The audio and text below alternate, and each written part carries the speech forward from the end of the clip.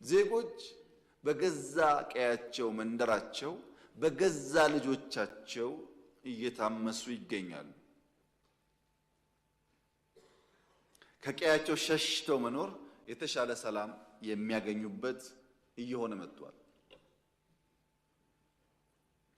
ከህዝብ ተነጥሎ ህዝብ አስለቅሶ ህዝብ ዘርፎ የሚደረግ ትግል ደግሞ የትም ማድረስ እንደማይችል ከታሪኮቻችን መማር የምንችል ይመስለኛል።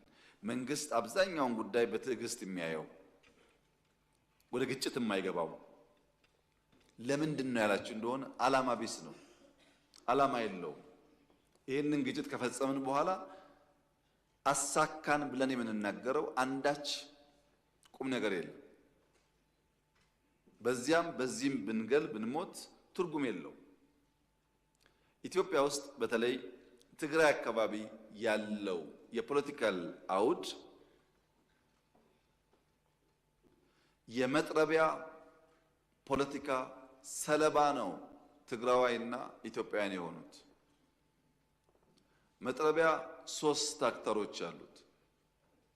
አንደኛው አክተር ከብረት የሚሰራው የሚቆርጠው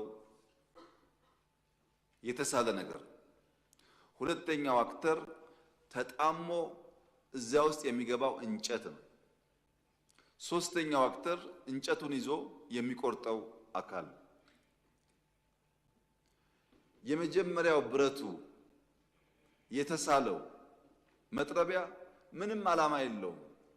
የእንጨቱን ዓላማ ይፈጽማል። እንጨቱ ሲያዘው ብቻ የእንጨቱን ፍላጎት የእንጨቱን ዓላማ ፈጻሚ እንጂ የራሱ ሐሳብ የራሱ ዓላማ የለውም።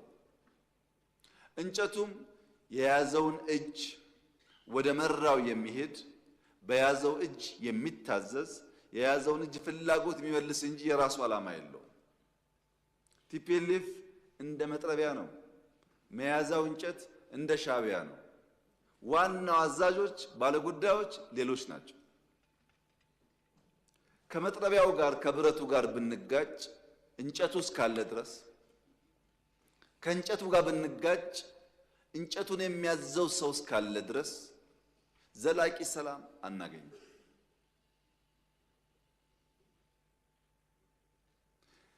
ይልቁንስ ለመጥረቢያውና ለእንጨቱ ያለኝ ምክር የኢትዮጵያ ሰላምና እድገት ይበልጥ ተጠቃሚ ያደርጋችኋል፣ የሚልካችሁ አካል መጠቀሚያ ያደርጓችኋል እንጂ ምንም ፋይዳ የለው የሚል ሲሆን፣ በእኛ በኩል ግን ዝግጅቱ ኢትዮጵያ የሰላሟ መደፍረስ ምንጭ የት እንደሆነ ስለምናቅ ከምንጩ የሚነሳውን ማንኛውም ትንኮሳ ለመከላከል የሚያስችል ቁመና በመፍጠር ላይ የምንገኝ መሆኑን ለተከበረው ምክር ቤት መግለጥ እፈልጋለሁ።